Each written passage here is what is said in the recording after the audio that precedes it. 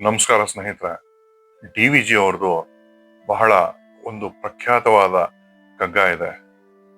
ಅದು ಈ ರೀತಿ ಇದೆ: ಅಕ್ಕಿಯೊಳಗೆ ಅನ್ನವನ್ನು ಕಂಡವರಾರು, ಅಕ್ಕರೆಯ ಬರಹಕ್ಕೆ ಮೊದಲಿಗನಾರು, ಲೆಕ್ಕವಿರಿಸಿಲ್ಲ ಜಗತನಾದಿ ಬಂಧುಗಳ, ದಕ್ಕುವುದೇ ಜಸ ನಿನಗೆ ಮಂಕುತಿಮ್ಮ. ಬಹಳ ಸುಂದರವಾಗಿ ಹೇಳ್ತಾರೆ. ಅಕ್ಕಿಯಿಂದ ಅನ್ನ ಮಾಡ್ಬೋದು ಅಂತ ಯಾರು ಕಂಡುಹಿಡಿದಿತ್ತು? ನಾವು ದಿನಾಗ್ಲೂ ಊಟ ಮಾಡ್ತೀವಿ, ಗೊತ್ತಿಲ್ಲ. ಇಷ್ಟೆಲ್ಲ ಓದು ಬರ್ದಿದೀವಿ ನಾವು. ಇಂತಹ ಅಕ್ಕರೆಯ ಬರವಣಿಗೆಯನ್ನ, ಪದಗಳನ್ನ ಯಾರು ಕಂಡುಹಿಡಿದಿದ್ದು? ಗೊತ್ತಿಲ್ಲ. ಈ ಜಗತ್ತು ಎಂತೆಂತ ಸಾಧಕರನ್ನ ಮರ್ತೋಗಿದೆ. ಇನ್ನು ನಾವ್ ಯಾವ ಲೆಕ್ಕ? ಎಂತದೂ ಇಲ್ಲ.